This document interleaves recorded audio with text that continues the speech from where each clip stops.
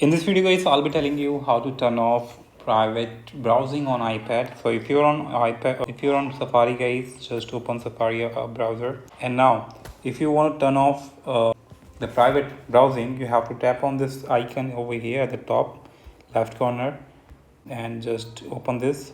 Now here you will find, like, if you are in the private browsing, now how can you turn it off? You just need to guys tap on this tabs option, tap on it, and you can choose start page from here, any start page. And if you tap on it guys, now you can enter the address or the URL normally. And yeah, this is how basically you can come out of the private browsing.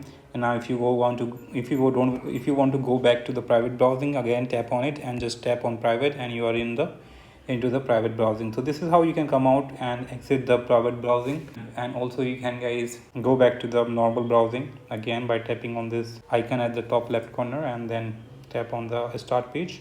So yeah guys, this is how you can do it. Hope you like it. Subscribe for more video. Till then.